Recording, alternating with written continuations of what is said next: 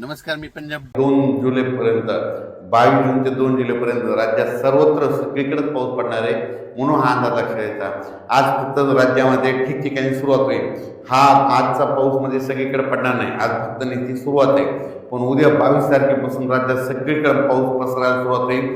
राज्यात सर्व दुर्मतं उद्या रात्रीपर्यंत बऱ्याच भागामध्ये कव्हर करून जाईल. 23ला आणखी संपूर्ण व्यापून टाकेल. राज्यात पेरणीयोग्य पाऊसमध्ये ह्या सुरुवात होणार आहे उद्यापासून, म्हणून ही अंदाज सर्व शेतकऱ्यांना घ्यायचा. म्हणजे सांगायचं झालं तर आज फक्त निश्चित सुरुवात आहे. आज सुरुवात झाल्या सगळीकडे पडत नसतं. फक्त उद्यापासून मात्र 22 पासून मात्र तर 2 जुलैपर्यंत मात्र राज्यात सगळीकडे पाऊस पडणार आहे. म्हणून शेतकऱ्यांना एक सांगू इच्छितो की पेरणी करत असताना जमिनीमध्ये ईदभर ओल गेली तरच पेरणीचा निर्णय घ्यावा, म्हणून हे देखील सर्व शेतकऱ्यांना लक्षात घ्यायचं. काल देखील पाऊस म्हणजे त्र्यंबकेश्वर नाशिक त्या पट्ट्यामध्ये पाऊस झाला. त्याच्यानंतर सिन्नरकडे झाला, त्याच्यानंतर आयल्यानगरकडं श्रीरामपूर पट्ट्यात झाला, त्याच्यानंतर मुंबईला देखील पडला, कोकणात देखील बऱ्याच ठिकाणी चालू होता. त्याच्यानंतर बीड जिल्ह्यात तुरळक काही ठिकाणी पडला.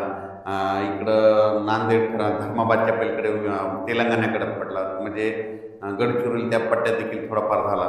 म्हणजे काल थोडी वाढ, आजपासून जरा जास्त प्रमाण वाढणार आहे. म्हणजे आजपासून म्हणजे सुरुवात जास्त आहे, पण उद्यापासून मात्र राज्यात सर्वत्र पाऊस येणार आहे. म्हणून अंदाज लक्षात घ्यायचा आणि आपण आपल्या पेरणीचं नियोजन करायचं. आणि राज्यातल्या सर्व शेतकऱ्यांना सांगू इच्छितो की म्हणजे आता म्हणजे 21 जून ते 2 जुलैच्या दरम्यान राज्यात सगळीकडे पाऊस पडणार आणि सगळ्या शेतकऱ्याची पेरणी सुरू होईल. पण परत शेतकऱ्यासाठी एक आनंदाची बातमी, हे जे म्हणत होते ना दुष्काळ, तर तुम्हाला सांगतो 2 जुलै राज्यात जुलै महिन्यात 2 जुलै ते 20 जुलैच्या दरम्यान राज्यात अतिवृष्टी होणार आहे. म्हणजे ठिकठिकाणी अतिवृष्टी होईल आणि बऱ्याच म्हणजे जवळपास मग ती काय होईल, मुंबईकडे अतिवृष्टी होईल, नाशिककडे होईल, पुण्याकडे होईल, इकडे उत्तर महाराष्ट्राकडे होईल. मग त्याच्यामुळे काय होईल, जे छोटे छोटे तळे आहेत त्याच्यामध्ये मात्र जुलै महिन्यात मात्र पाणी येणार आहे. म्हणून हा अंदाज लक्षायचा. जायकवाडीचे जे लाभ क्षेत्राचे उत्सवालय ते सुद्धा आनंदाची बातमी. जुलै महिन्यात काय होणार आहे, नाशिक उत्तर महाराष्ट्राकडे जोरदार मुसळधार अतिवृष्टी होणार आहे. त्याचं पाणी गोदावरीला येणार आहे. मग त्याच्यानंतर धरणामध्ये आवक यायला थोडीफार सुरुवात होईल. म्हणून हे ऊस शेतकऱ्यासाठी आनंदाची बातमी. म्हणजे जुलै महिना शेतकऱ्यासाठी सगळ्यात फायद्याचा ठरणार आहे.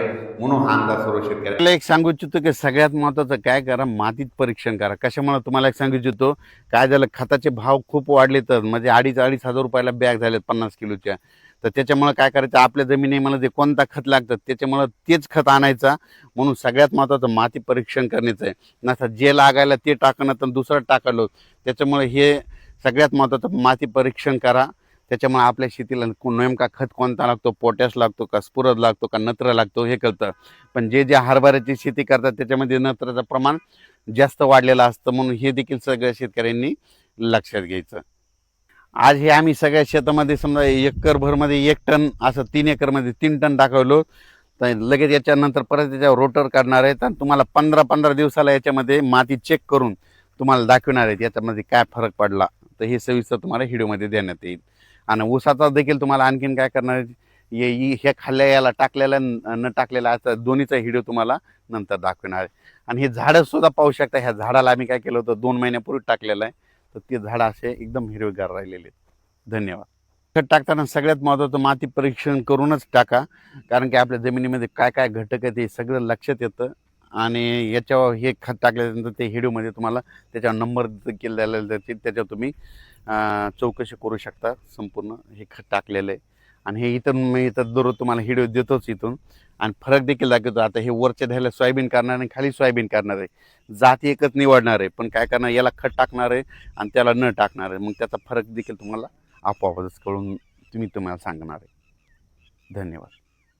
ते आस्की कंपनीचं जे EBC प्लस बायोचार आहे त्याच्यामध्ये म्हणजे बॅगचं सांगायचं झालं तर याच्यामध्ये 1 किलोचे देखील बॅग आहे, पुन्हा 5 किलोचे देखील आहे आणि 20 किलोचे देखील 25 असे म्हणजे अवेलेबल बॅग केलेले आहेत. व्हिडिओच्या खाली नंबर दिलेला आहे, तुम्ही त्याच्यावर तुम्ही विचारू शकता.